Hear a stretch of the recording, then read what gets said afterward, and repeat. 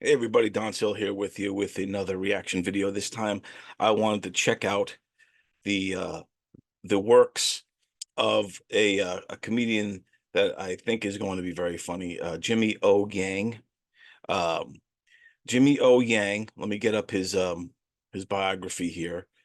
Um is an American actor, stand-up comedian, and writer. As an actor, he's best known for starring in the comedy series Silicon Valley as Dr. Chang, and the Netflix comedy series Space Force. Also, he was in that as well. He's also in a movie called Live Love Hard, a romantic comedy on Netflix. He's 36 years old, and he's originally from Hong Kong. So the reason I chose Jimmy O is because I seen him recently in a movie, and he has a certain likability, and I wanted to know more about him. And then when I found out that he was a comedian, I decided, all right, let me um, watched his video. So I found the video, Jimmy O Yang's best stand-up moments of 2023. It's a compilation. It's about 13 minutes long. So we're going to check this out. Um, we're going to watch this right now. Let me share my screen. We'll do it the old school way. Get Jimmy O up there. All right. So now we're seeing, this is Jimmy O.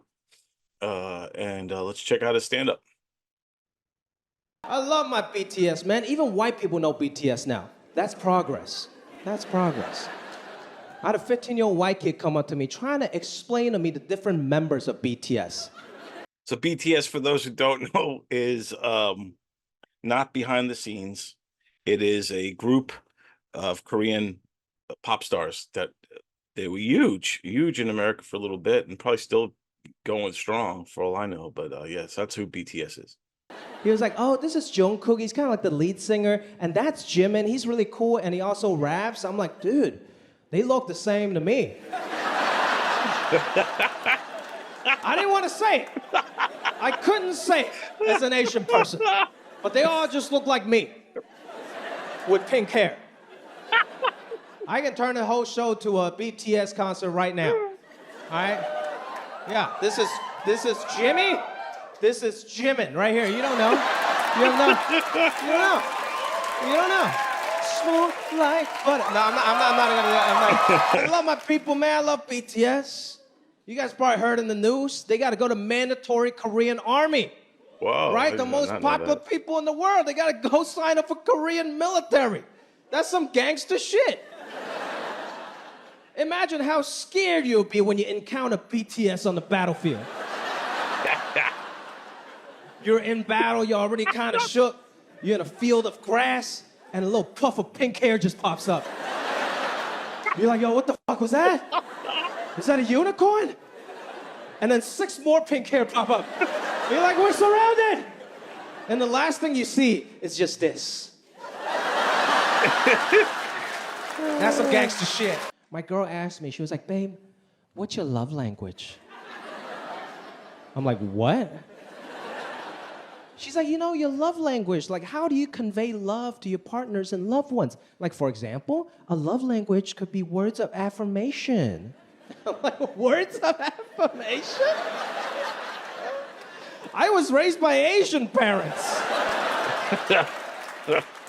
I've never heard one word of affirmation in my life. Nobody ever told me, Jimmy, you're so great, you can do it. They're like, don't fuck it up.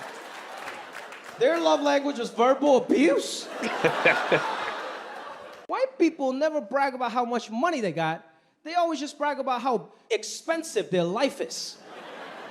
Like, oh, Joey just started private school. It's so expensive. And our remodel is totally going over budget. Oh, and you wouldn't believe how much money we spent going to Fiji. I'm like, okay, Katie, I see your life, okay? It's a luxurious. Good for you. Okay. Black people, on the other hand, a lot more straightforward. Black people just tell you exactly how much money they spent on something. It's great. You guys seen it? Like my black friends or even like rappers, right? They love to brag. They're like, this car, 80,000. My mama's house, 500,000. This chain, $1 million, man. I'm like, okay, you clearly don't have your priorities straight. But I appreciate the honesty. People love to brag about how much money they spend. Asian people, on the other hand, we do the exact opposite. We love to brag about how little money we spent on some shit. Because the art is in the savings. You never pay full price. Like my mom, her catchphrase is, guess how much? Guess how much? Yeah, that's our people. I can't ask my venture capitalist girlfriend to make me a bento box. I'm not an idiot, I'm a sugar baby. I know my role. So instead of asking her directly, I just drop little hints. Like we'll be sitting on the couch together. I just pull out my phone and pretend I accidentally stumbled onto this video. I'm like, oh, what is this? Bento boxes? Oh my God, it's so cute. What is that, like a rice ball shaped like a panda? Look, look, look, look. Wow, so she makes this every day for him? Wow, she must love him so much. I thought I was being slick until she came out to one of my shows. And she heard this joke. And she was really upset, man, and rightfully so. I was just up here talking shit, right? We went home, we got into a big fight. She was like, babe, that's bullshit, okay? If you want me to do something, why don't you just ask me directly? And if you really want somebody to make you bento boxes, why don't you just go find a Japanese woman? I'm like, babe, I'm sorry you feel that way, okay? But I think you're missing the point. You don't have to be Japanese to make bento boxes. That's right. So now I'm making her bento boxes every day. And then there's Rachel Brosnahan. Do you guys know who she is? Yeah. I love her. She plays the marvelous Miss Maisel. Great show, right? It's an awesome show. And I did a movie with her a few years ago, so I decided to say hi. I was like, oh my God, Rachel, it's so great to see you. Congratulations on everything. And she was like, oh, okay. And I'm like, okay, she probably just forgot who I was. I'm like, look, we did a movie like 6 years ago called Patriots Day. You were awesome in that movie. I just want to congratulate you on everything you've done so far. And she was like, oh, yeah, sure. And I'm like, oh, really? Is the marvelous Miss Maisel a bitch? But I wasn't going to act out of pocket. I was there to represent. So I was very nice. I was just like, oh, it's okay. You just don't remember. Anyways, I just want to congratulate you for all the nominations on Marvelous Miss Maisel. You're awesome. And she was like, oh, I'm not Rachel Brosnahan. I'm Evan Rachel Wood from Westworld. And I was like, holy shit. I'm the racist person here. I think all white people look alike. Nice. Jon Snow was staring me down. I'm like, you're a bastard. You can't even stare. And I didn't know what to do, right? I was profusely sweating. My face was flush red. So I was just like, oh my God, I am so sorry. But either way, it's so nice to meet you. My name is Aquafina. And then all these guys with aggressive tattoos, and they're just sweating in the kitchen. They're like, yes, chef, yes, chef. 2 minutes, it's still raw, it's still raw. And they're just making fucking scallops.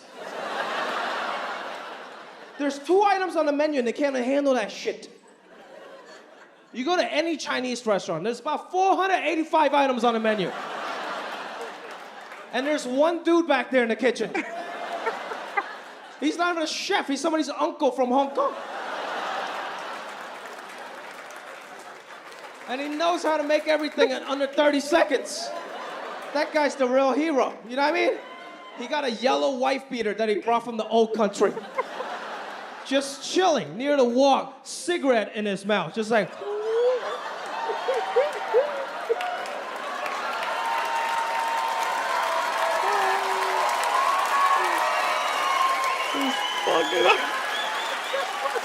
Fucking awesome. That guy's a gangster, man. And he just cusses casually in Cantonese, just like. I can tell you what kind of Asian somebody is by the sound they make when they're disappointed. Disappointment is our strongest emotion. Whenever we get disappointed, our ancestor just comes out, and you can't hide that, you know? When Chinese people get disappointed, we're just disgusted. We don't even want to look at you. When you disappoint a Chinese person, they're just like, oh, you.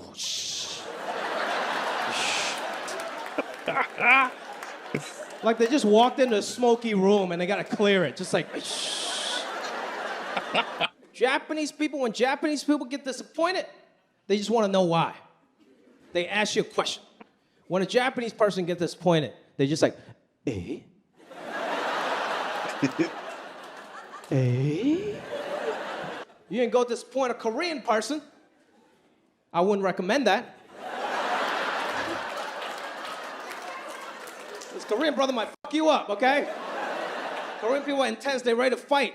But they're my favorite type of people because they're very emotionally honest. A Korean person will let you know when they're disappointed. They're real guttural with it, you know what I mean? When you disappoint a Korean person, they're like, woo! Shiba! But they're still very Asian, so they're still real polite. They'll thank you with that. And they're like, oi, shiba입니다. You guys ever play Guess How Much? My mom would come home with something new, like a watch. She'll be like, Jimmy야, guess how much? Guess how much? I'm like, Mom, I don't know. It's a very nice watch, like $5,000. And she was like, no. It's $200. Jimmy야, my house. This house, guess how much? Guess how much? I'm like, Mom, I don't know. You live in a very nice house, like $1 million? She was like, no. It's half off. Someone died in it. And if you know the rules of the game, you always guess high. So you make the other person feel good about their purchases. Never guess too low. If you ever guess too low, that's the ultimate insult to an Asian person, okay? One time my mom came home with some new shoes. I guessed too low. I've never seen her so disappointed in me. She was like, Jimmy야, guess how much? Guess how much? I'm like, Mom, I don't know, very nice shoes, like $200. She was like, oh, you. Nice callback there. Do you even know about shoes? These are $500 Jimmy shoes, okay? Better Jimmy than you. Oh, snap. One night I came home early. My girl was having a girls' night at the house. I've never seen anything like that. The TV was off. 7 girls sitting in a circle, making direct eye contact with each other. Every candle in the house was lit.